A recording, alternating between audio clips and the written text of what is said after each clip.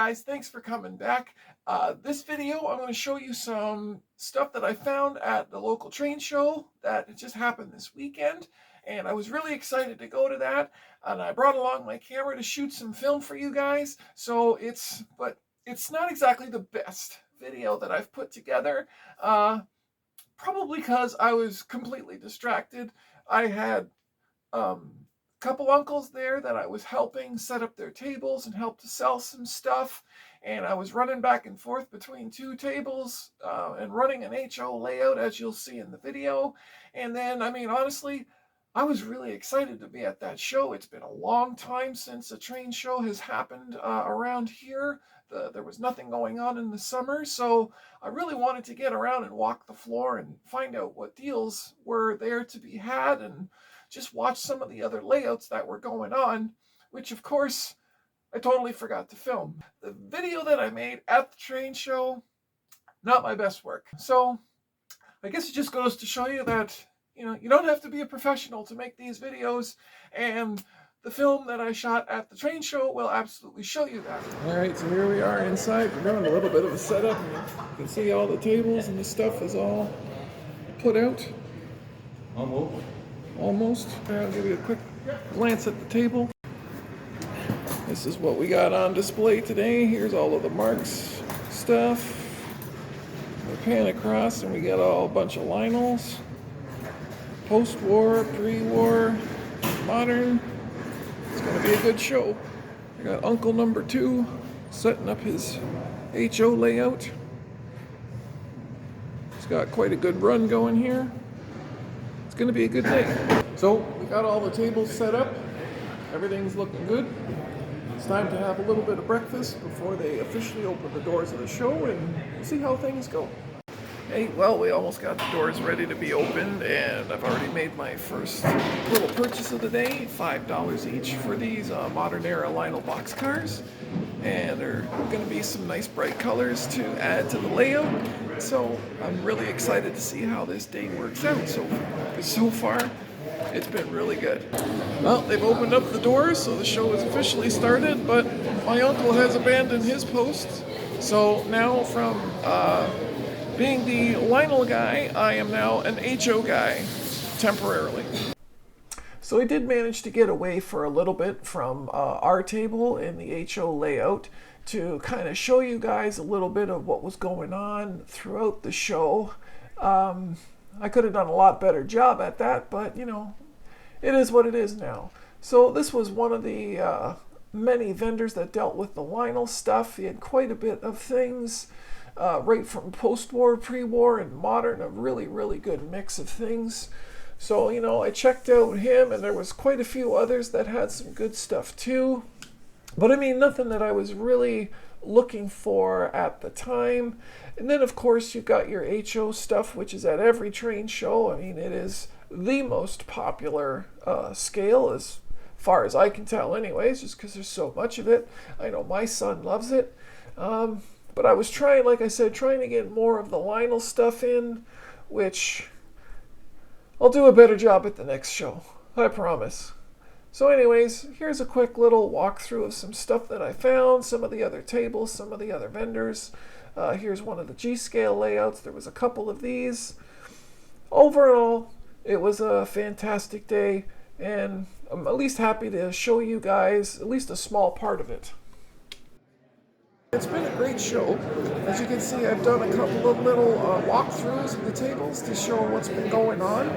The Lionel booth here has been doing quite well. I'm kind of happy with that and having a good time. And yeah, I'm going to make another round soon and see what maybe deals I can find then. So this is the last little bit of the train show here, and as you can see, I went from Lionel guy to HO guy. Not too bad though, a lot of fun running this layout. I'm running this big Hudson locomotive. We'll see you again in a couple weeks at another train show and hopefully find some more great deals. Maybe stick to Lionel this time. Alright, thanks for watching. Bye.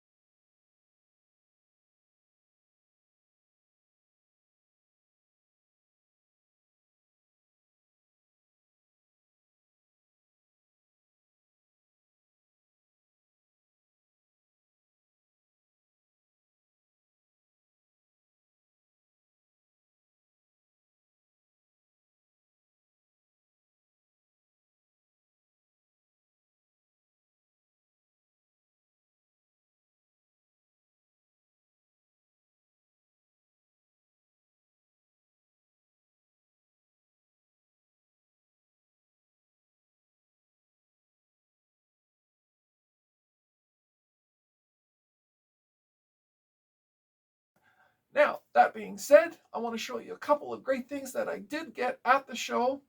No locomotives this time around. There was a lot of good stuff to look at and see. There were some stuff that were good, great prices, but nothing that I really wanted, nothing that really caught my eye, but these were kind of neat. So I picked up some modern era rolling stock, and I do like the post-war locomotives, the diesels and the steam engines, but when it comes to the rolling stock, as I said before, it doesn't really matter to me. But these were a great price. They were $5 each. Modern era Lionel stuff, great condition. Picked them up right away. Another great find was the coffin type whistle tender, 243W, I believe this one's number is. I'm not sure. I'll have to check it up. I wanted to have another one of these types of whistle tenders in my fleet. This one was an excellent find. It's in beautiful condition. It's got all 4 of its steps, which is a bonus. Graphics are still nice on the side. This would be a solid black molding, so I don't have to worry about the paint flaking off. And the wires underneath, they're in beautiful shape, still very pliable. So before I throw this guy on the track, I'm going to lift up this shell, kind of check inside, and make sure the whistle's all clean and that the contacts and solder joints inside are also good. So I'll be making a video of that one. Picked this one up for $30 Canadian. So I was very happy with that purchase. And finally, another whistle tender that I've been looking for a while was this tin type. So this is, according to the Tandem and Associates website, which I'll post a link up here somewhere. That's the website I go to with all of my post-war stuff to kind of find out a little bit of information about what it is I have. This particular one, the website lists as a 1948 tender that was included with the 1655, which kind of looks like a Scout. Again, 1948 model. But this one is a whistle tender. And I love it. I love these cast interior whistle tenders, the ones with the cast boxes inside. I like the tone. It is a little bit different than the plastic ones, I find. It's definitely a lot louder, too. So this one, again, before I throw it on the tracks, I'm going to crack it open and make sure that everything inside is in good working order so I don't short anything out. It looks clearly it's been rewired before. I can see that already, and the wires are still good. The solder joints are tight on the contacts in here, but I definitely want to open it up and see what it looks like inside. So this will be another video because it does take a little bit more to open these tenders than it does the plastic shelled ones, because these just have a screw on either end. Take those screws out, shell comes out. This one, not so much. It does have little tabs under here, metal tabs that are twisted, so you got to be careful of how you bend them back to lift this off. But I'll go through that in more detail in another video. So right now, that was the finds I got this weekend. Really happy about that. In a couple more weeks, there's going to be another train show, and I'm hopefully going to get myself together a little better to make a better video about that show. So, having said that, please watch the video for the Woodstock train show that I shot. And, it's not the best, but I'll get better, I promise. Thanks, guys. Enjoy.